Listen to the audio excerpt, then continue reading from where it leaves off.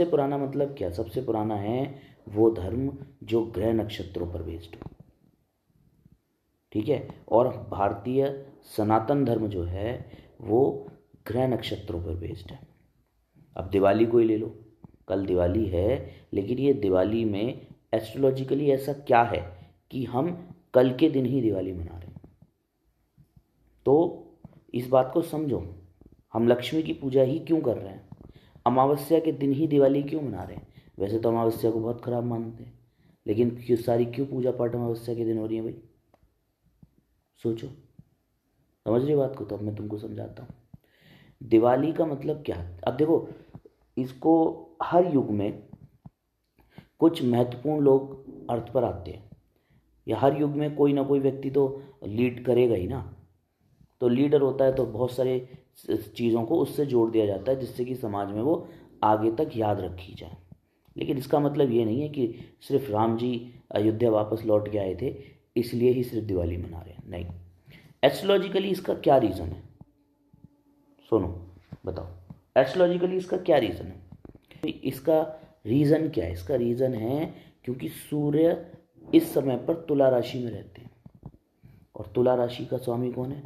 शुक्र, ठीक है। और वैसे तो सूर्य जो है पूरे महीने लगभग 30 दिन इस राशि में रहते हैं, और 30 के 30 दिन हम दीपदान करते हैं। दीपदान की परंपरा है हमारे। ऐसा नहीं है कि सिर्फ अमावस्या वाले दिन 21 तारीख को दिवाली है तो 21 तारीख को दिवाली वाले दिन ही दीपदान किए जाते हैं। बताओ भाई, तुम तो गंगा जी के किनारे हो, किनारे रही हो, नरोरा से हो। पूरे कार्तिक के महीने में लोग गंगा नहाते नहीं नहाते? दीपदान करते नहीं करते?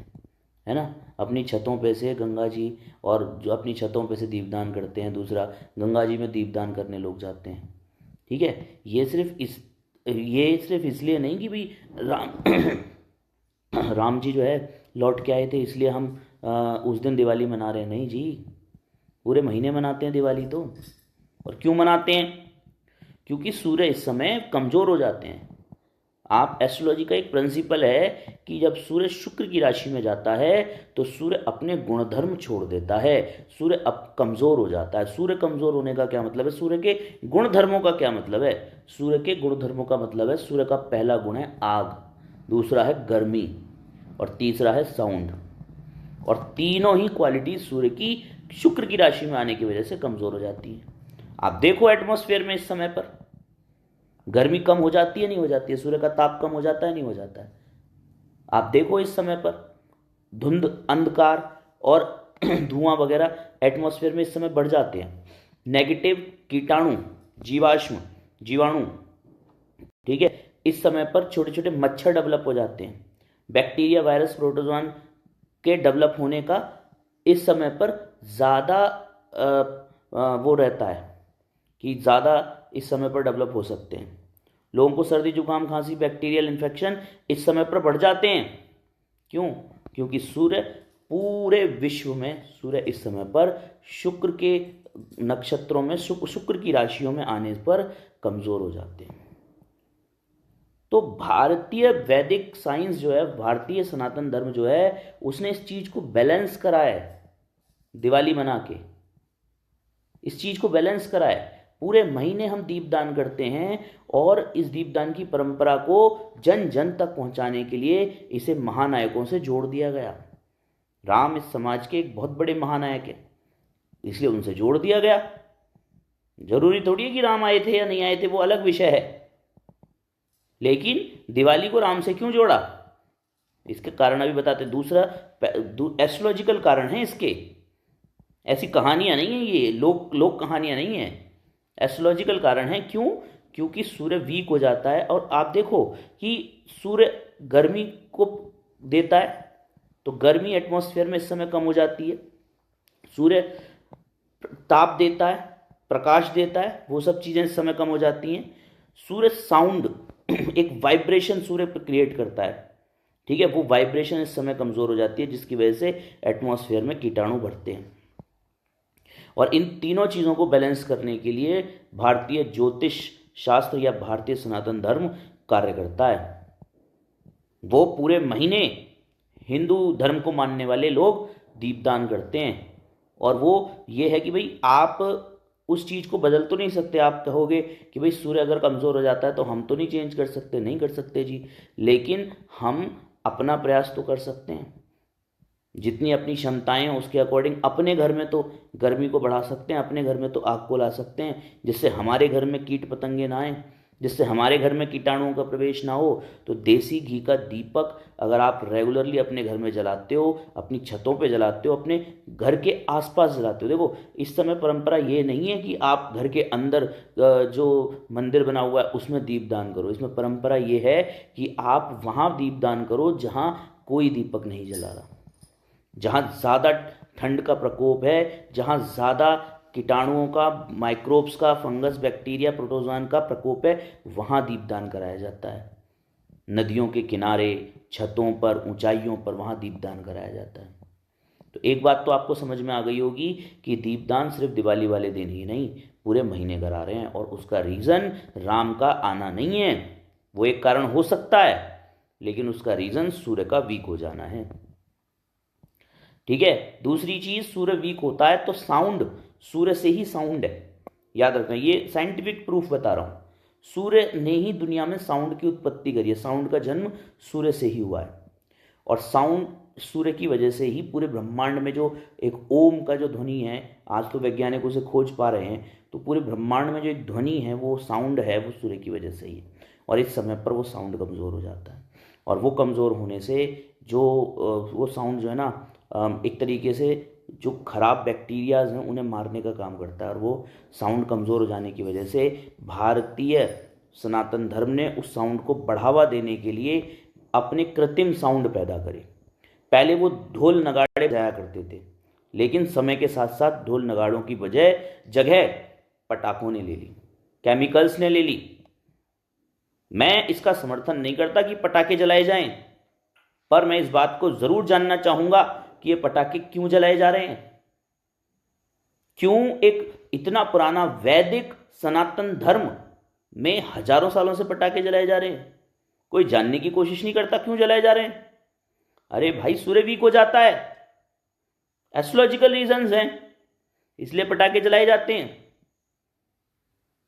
समझते हैं आप बात को? ठीक है। तीसरी चीज, अब पूजन पे आ जाते हैं कि भाई देखो, मेरे हिसाब से जो पूजन होना चाहिए वो राम का पूजन होना चाहिए। अब पूजन पे आ जाते हैं। पूजन में बहुत सारे लोग लक्ष्मी जी का पूजन करते हैं और बहुत सारे लोग राम जी का पूजन करते हैं। दोनों अलग अलग विधियां हैं पूजन की, ये बात समझ लेना। राम का जो पूजन कर रहा है वो अपने सूर्य को मजबूत कर रहा है, वो सूर्य को स्ट्रांग कर रहा है। और देखो, सूर्य और शुक्र जो है विरोधी ताकतें हैं, विरोधी एनर्जियां हैं। अगर आप सूर्य की पूजा करते हो तो एक अलग तरीका होना चाहिए, और आप एक लक्ष्मी की पूजा करते हो तो एक अलग तरीका होना चाहिए। और बहुत सारे लोग तो लक्ष्मी को ना वो भी नहीं मानते हैं, लाइक कि कोई पॉजिटिव एनर्जी है या देवी है, नहीं, वो इसको यक्षिणी मानते हैं, वो इसको जो है मतलब कुछ इस तरीके की चीज़ों, नेगेटिविटी में ज़्यादा, क्योंकि पैसा जो है ना नेगेटिविटी ही लाता है। पैसा हर किसी को पचता नहीं है, पैसा हर किसी को जमता नहीं है। बहुत पैसा आ जाए तो नेगेटिविटी, बीमारियां, बुराइयां, दुश्मन पैदा कर ही देता है। ठीक है। तो बहुत सारे लोग तो इसे देवी भी नहीं मानते, लेकिन हाँ, पैसा ज़रूरत तो है। और शुक्र को भी इस तरीके से बहुत सारे लोग जो है शुक्र को दैत्य गुरु मानते हैं, उसमें एक नेगेटिविटी छुपी हुई है शुक्र में। और शुक्र का जो लॉर्ड है ना, जो शुक्र ग्रह को जिस देवता या देवी से हम प्रतिनिधित्व कर रहे हैं, कुबेर या लक्ष्मी से, वो भी नेगेटिविटी उनमें छुपी हुई है। तो आप देख के पूजा करो। लक्ष्मी की पूजा कर रहे हो, पैसे के लिए कर रहे हो, आप बोलो कि मुझको पैसा चाहिए। बहुत सारे लोग कहते हैं कि हम तो पूजा करते हैं पॉजिटिविटी के लिए। नहीं, तुम लक्ष्मी की पूजा कर रहे हो तो पैसे के लिए कर रहे हो, ये देखो। ठीक है। नहीं तो तुम राम की पूजा करते। ठीक है। अयोध्या वालों ने तो राम के आने की खुशी में दीपक जलाए थे ना, तो राम की पूजा होनी चाहिए ना। और राम की पूजा करोगे तो राम क्या है, राम राजा का प्रतिनिधित्व करते हैं। राम क्या है, राम सूर्य का प्रतिनिधित्व करते हैं। उन्होंने अपने परिवार को, अपने उसको नहीं देखा अपने समाज के सामने। उन्होंने इक्वलिटी, सूर्य जो है इक्वलिटी का प्रतीक है, वो किसी के साथ भेदभाव नहीं करता है। सूरज का प्रकाश गरीब को भी उतना ही मिलता है, अमीर को भी उतना ही मिलता है। सूरज का साउंड गरीब को भी उतना ही मिलता है, अमीर को भी उतना ही मिलता है। सूरज ने जिस सृष्टि का निर्माण करा है उस सृष्टि को उसने इक्वल ही डिवाइड करा है। सूर्य किसी के साथ अन्याय नहीं करता। और राम ने कहा है, जब भरत जी राम जी के पास आए थे, उन्होंने कहा कि मैं शासन कैसे चलाऊं आपके बिना, तो राम ने कहा कि सूर्य की तरह शासन करो। जैसे सूर्य किसी के साथ अन्याय नहीं करता, सूर्य अगर बरसता है या बादलों से पानी बरसता है तो वो हर घर पे इक्वली बरसता है। सूर्य अगर प्रकाश देता है तो वो हर घर पे इक्वली देता है। सूर्य अगर पानी समुद्रों से खींचता है, सूर्य की वजह से जो है पानी समुद्रों से अवशोषित होकर ऊपर उठता है, तो जब बारिश बनता है तो वो उन इलाकों पे जाता है जहाँ पे पानी की कमी है। तो उनसे लो जिन पे बहुत ज़्यादा है और उनको दो जिन पे कम है। ये एक राजा ही कर सकता है। तो राम के कैरेक्टर को, राम के चरित्र को हम लोग आज भी मानते हैं और आज भी उनके जैसा बनने की कोशिश करते हैं। तो सूर्य जो प्रतिनिधित्व करता है वो किसका करता है? राम का करता है। तो पूजा होनी चाहिए मेरे हिसाब से दिवाली में राम की। राम के जैसा बनो तो लक्ष्मी जी वैसे ही आपके चरण दबाएंगी। विष्णु का अवतार थे ना, लेकिन राम के जैसा बनना चाहते नहीं हैं। लक्ष्मी यक्षिणी की पूजा करते हैं, ठीक है, और जो है उसकी कुबेर की पूजा करते हैं, ठीक है। वो आपको धन तो दे सकते हैं लेकिन वो धन के साथ आपसे बहुत सारी चीज़ें लेंगे। देखो, देवता और जो नेगेटिव एनर्जीज है ना, उनमें एक ही चीज़ होती है, बस एक ही डिफरेंस होता है कि नेगेटिव एनर्जियाँ आपको दे सकती हैं और पॉजिटिव एनर्जी से ज़्यादा दे सकती हैं, लेकिन वो उसकी कीमत लेती हैं, फ्री में नहीं देती हैं, ठीक है। आपको बलि चढ़ानी पड़ती है, आपको त्याग करना पड़ता है, आपको बहुत सारी चीज़ें आपको उनको देनी पड़ती हैं, भोग प्रसाद देना पड़ता है, तब नेगेटिव एनर्जियाँ काम करती हैं। लेकिन देवता में यही वो है कि भी देवता के सामने हाथ जोड़ के खड़े हो जाओ तो वो उतने में ही दे देता है। बस उसे ही देवता बोला है हमने, जो बदले में एक्सपेक्ट ना करे। समझ रहे हैं आप बात को?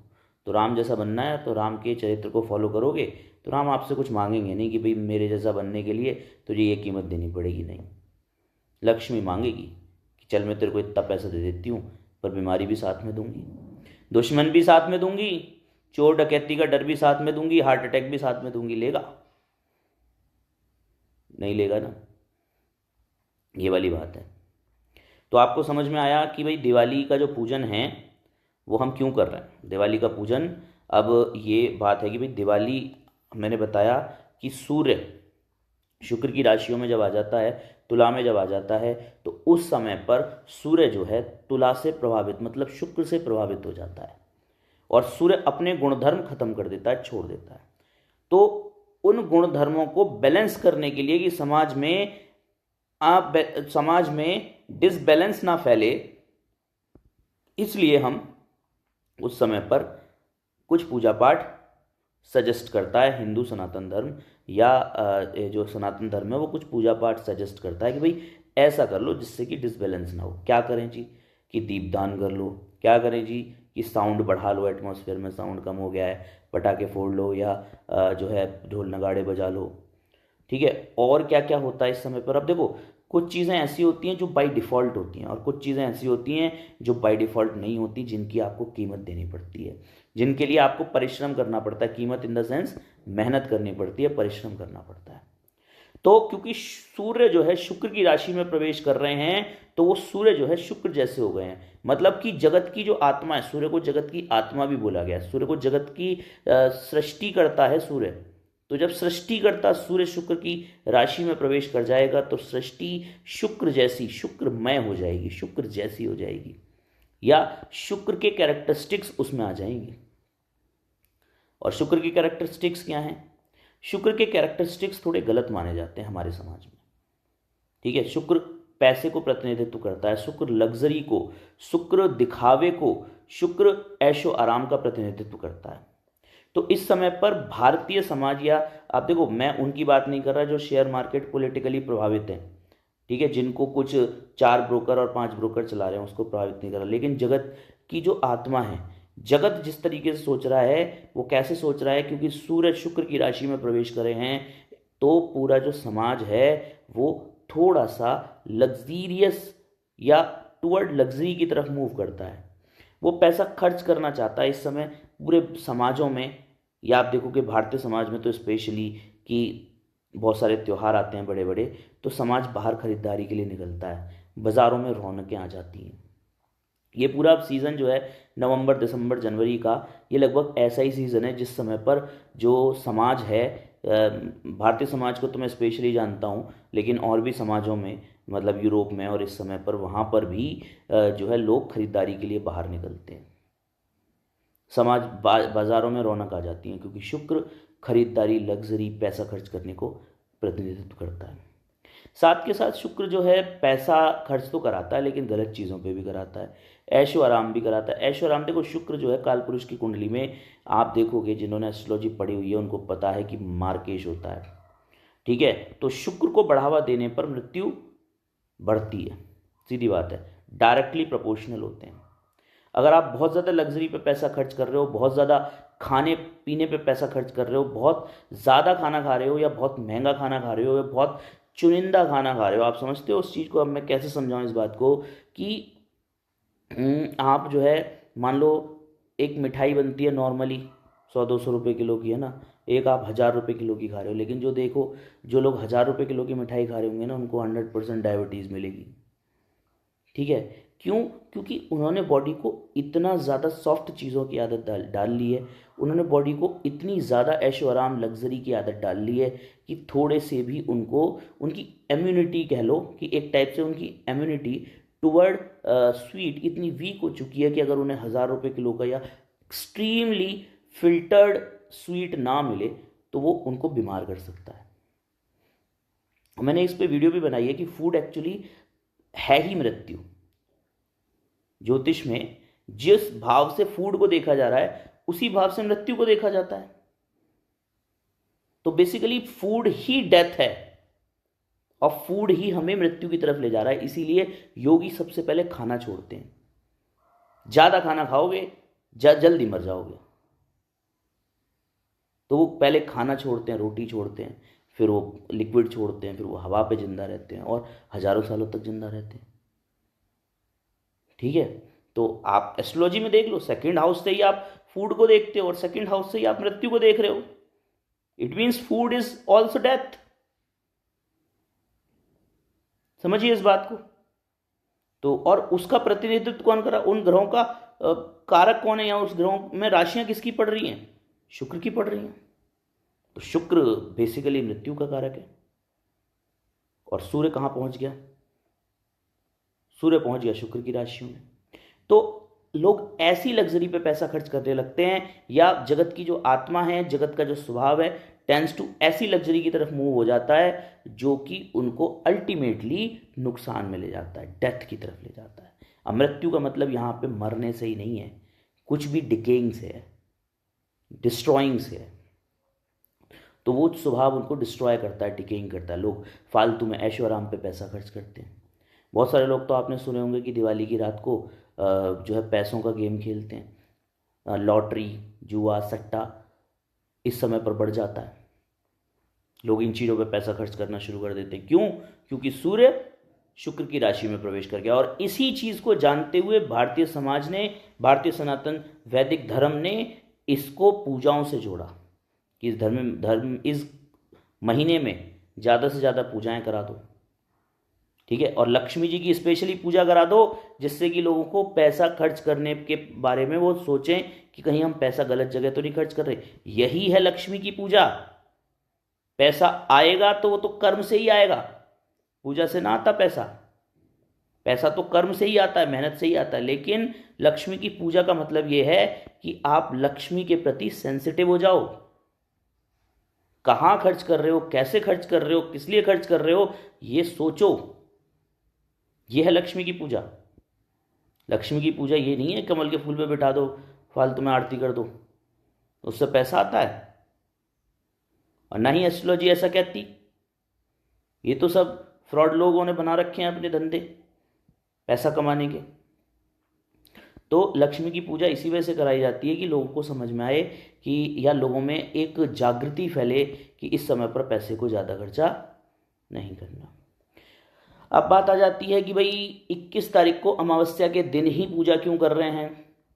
तो देखो, अमावस्या का मतलब होता है जब सूर्य तो पहले से ही तुला राशि में है, चंद्रमा 2.5 दिन में एक राशि बदलते हैं और लगभग 27-28 दिन में वो पूरी 12 राशियों का चक्कर लगाते हैं।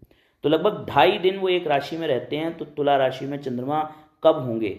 सूर्य तो पहले से है, तो हम ये कैलकुलेशन करते हैं कि तुला राशि में चंद्रमा कब आएंगे। और जब तुला राशि में चंद्रमा और सूर्य दोनों एक ही डिग्री पर होते हैं तो जगत की आत्मा और जगत का फोकस, चंद्रमा क्या है? जगत का मन है, जगत का फोकस है, जगत का फूड है, और सूर्य जगत की आत्मा है।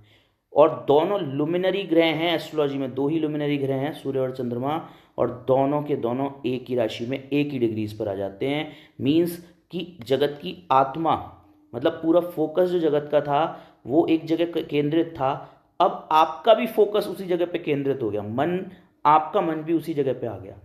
और that is the best time to pray और थिंक अबाउट मनी। तो उस दिन परफेक्ट समय होता है कि हम ये सोचें कि पैसे को कैसे खर्च करना है, या इन्वेस्ट करना है, या बर्बाद करना है। तो उस समय पर, उस दिन हम कोशिश करते हैं कि लक्ष्मी की पूजा कर पाएं अमावस्या वाले दिन। ठीक है, लेकिन मैं ये मानता हूं कि लक्ष्मी की पूजा के साथ साथ उस समय राम की पूजा भी होनी चाहिए, क्योंकि सूर्य को स्ट्रांग करना है और सूर्य को बैलेंस करना भी जरूरी है। अदरवाइज सिर्फ अकेले लक्ष्मी की पूजा करने पर वो आपको नेगेटिविटी की तरफ ले जाती है। ठीक है, तो जो लोग सिर्फ लक्ष्मी जी की पूजा कर रहे हैं वो उसमें कहीं ना कहीं राम की पूजा भी जोड़ें या विष्णु की पूजा भी जोड़ें। लक्ष्मी, गणेश, देखो गणेश और लक्ष्मी की पूजा एक साथ क्यों होती है? गणेश जो है संकटों को काटते हैं बेसिकली। गणेश एक ऐसी एनर्जी है जो नेगेटिविटी को दूर रखती है। लक्ष्मी में साथ के साथ, लक्ष्मी के साथ साथ नेगेटिविटी आती है। तो हमने गणेश और लक्ष्मी को जोड़ दिया कि भाई लक्ष्मी की पूजा से पहले गणेश की पूजा जरूर कर लो, नहीं तो लक्ष्मी बर्बाद कर देगी तुमको। जब वो आएगी ना तो इलाज ही बांध देगी तुम्हारा। तुम कहोगे कि सर मेरे तो यहाँ पेट में दर्द है, कि मेरे सीने में दर्द है, कि मेरे तो दुश्मन बढ़ गए हैं, कि मेरा को हॉस्पिटल जाना पड़ रहा है। सब लक्ष्मी की वजह से होगा। तो इस वजह से गणेश की पूजा कराते हैं कि पहले गणेश की कर लो, या फिर विष्णु लक्ष्मी की कर लो, क्योंकि लक्ष्मी को या तो विष्णु संभाल सकते हैं या गणेश जी संभाल सकते हैं, और विष्णु का ही एक अवतार राम है। और राम को हमने इससे जोड़ा भी है कि भाई देखो, राम जो है संकल्प, देखो सूर्य जो है संकल्प देता है व्यक्ति को।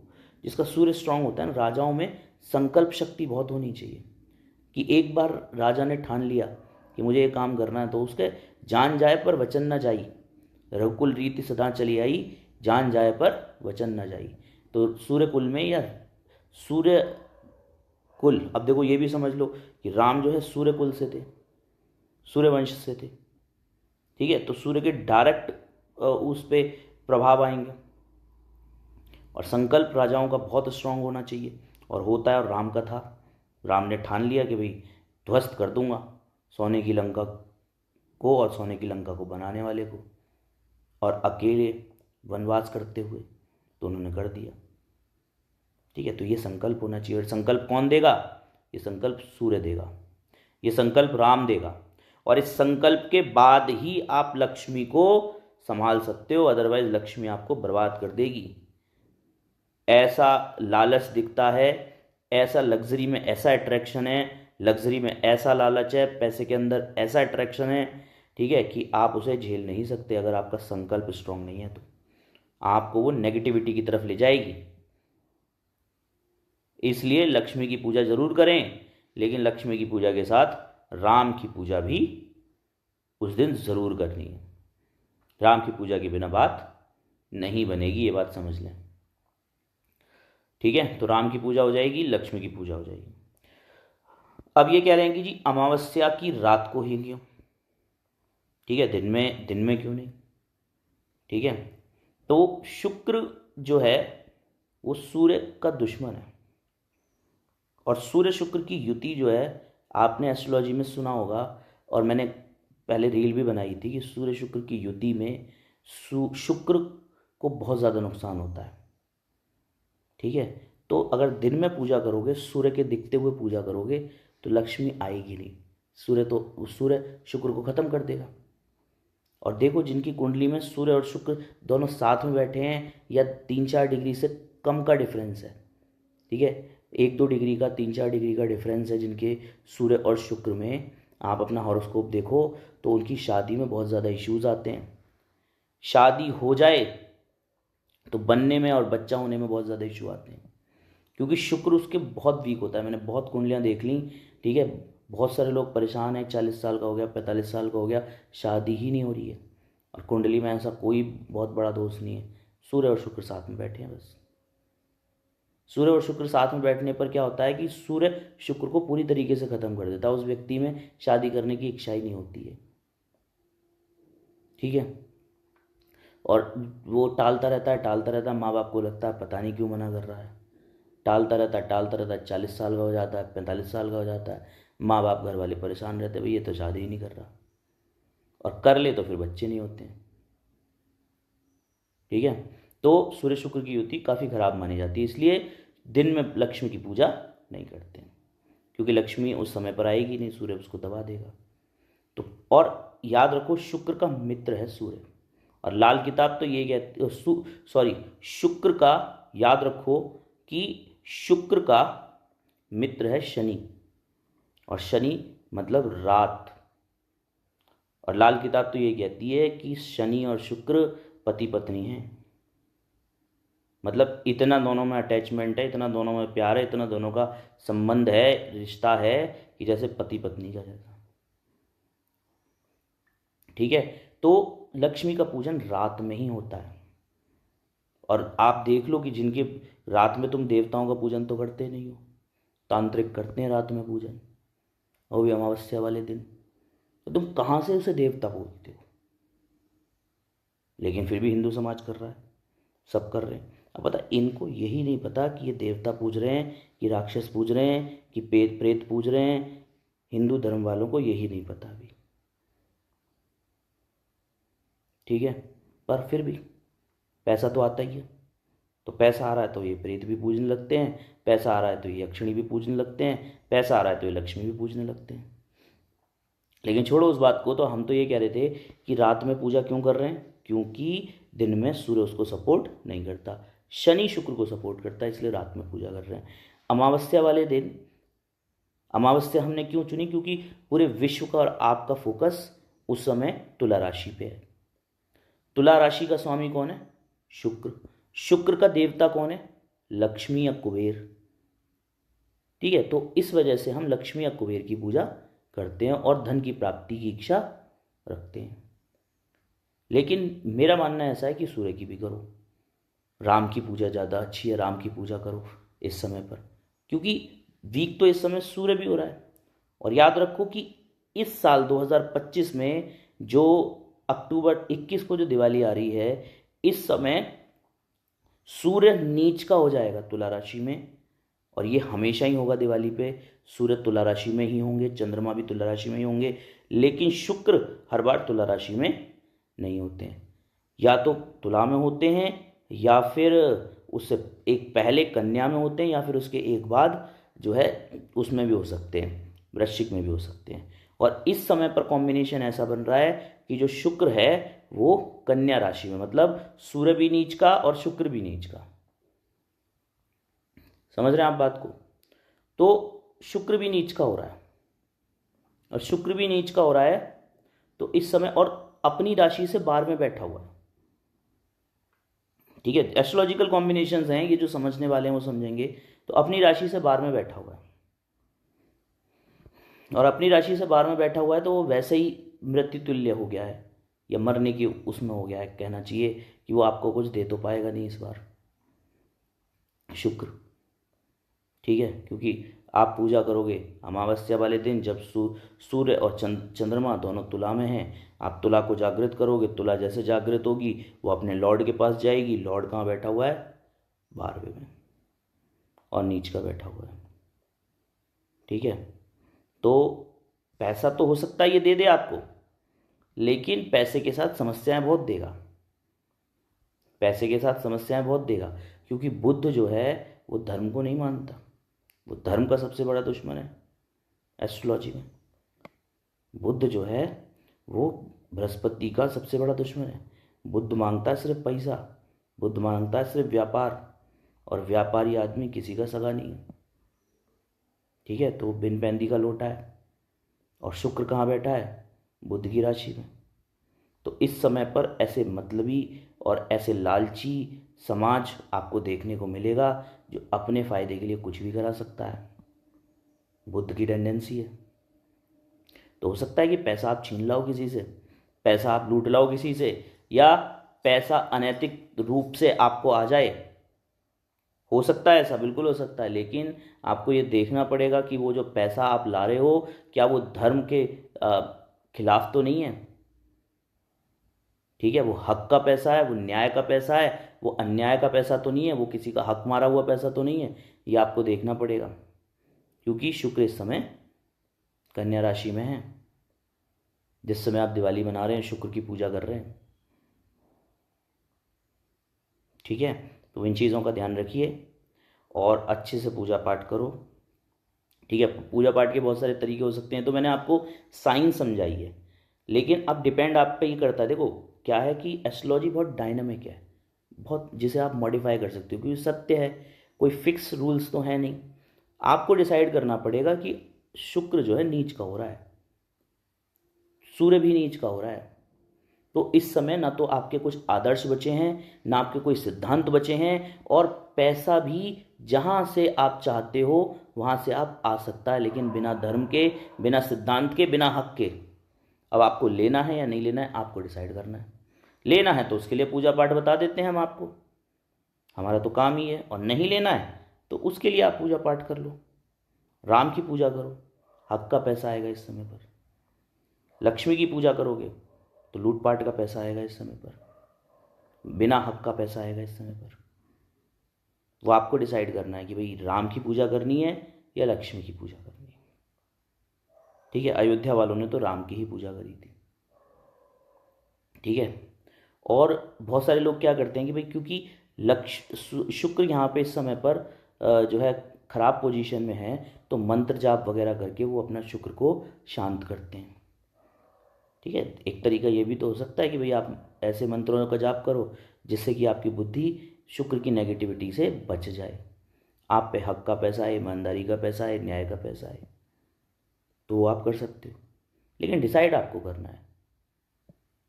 और जो डिसाइड करोगे फिर आप उस हिसाब से आपको उपाय और तरीके बताए जाएंगे कि भाई इस समय इसकी पूजा कर लो, ऐसे कर लो। तो ये था मेरा विश्लेषण इस बार की दिवाली पर। कैसा लगा आपको बताइएगा ज़रूर। धन्यवाद।